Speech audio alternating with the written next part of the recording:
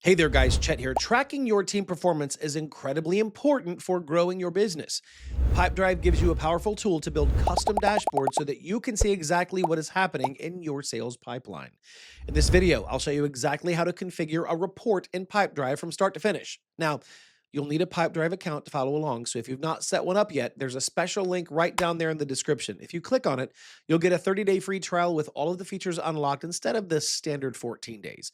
And if you decide to keep using it after the trial, the discount will be applied automatically when you sign up through my link. That means you'll be using the same powerful pipe drive for less than what others pay. And by the way, if you want to master this tool completely, we've also put together a full pipe drive course from A to Z. It walks you through everything step by step, and it's totally free.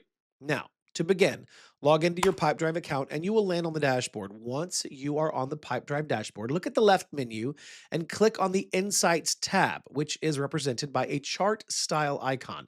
You'll be taken to the Insights page. This is where all reporting and dashboards are managed. Once you're inside the Insights page, you may see some pre-configured reports there on the left side. However, for learning purposes, we're going to ignore those and create a report from scratch. To do that, click the plus create button. A drop down menu will appear with different options like report, goal, and dashboard. After that, select report from the drop down instead of dashboard or goal. A pop up window will appear once again. At this stage, it's important to choose the correct focus for your report. In Pipedrive, every report is built around a specific category such as leads, deals, or activities. For example, if you want to monitor sales performance or deal value inside of a pipeline, you should select deals as your report type. Then choose the performance to create a performance-based template and click the continue button. After clicking, you will now be redirected to the report configuration screen. So look at the top left. You'll want to rename your report to something clear, such as pipeline X volume. Now comes the most important part, applying filters and conditions. Think of reports as a combination of conditions that define exactly what you want to see. By default, you may see a filter like deals created on. If that is not relevant, you can modify it. For example, if you want to monitor a specific pipeline, select deals created on. Choose pipeline from the drop-down list, set the condition to is, and then select your timeline, such as this year.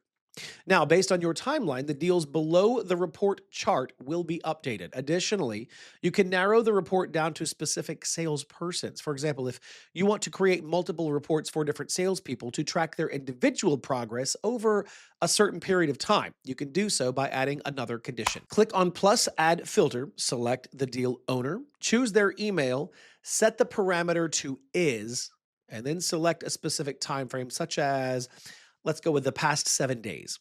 This allows you to track individual performance within a pipeline and a time frame. In this report, we only have one person, but if you have more than one person, you could choose to see only the deals for this particular person. Once your filters are set, click the Save button at the top right corner.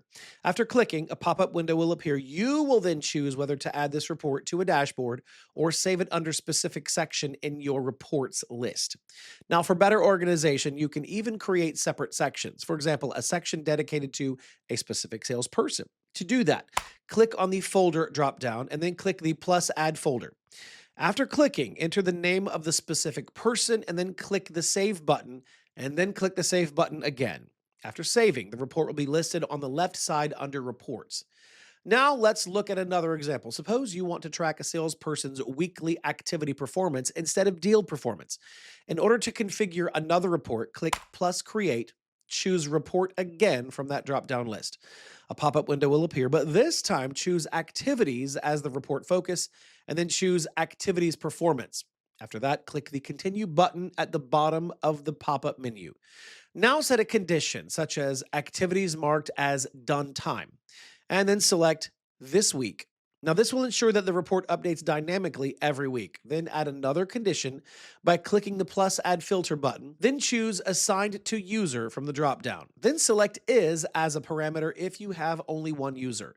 If you have more than one user, then choose is any of as a parameter and then select the specific salesperson. Finally, click the Save button at the top right corner. After clicking, a pop-up window will appear. After configuring the filters, rename the report and then click the Save button to save it under the appropriate section.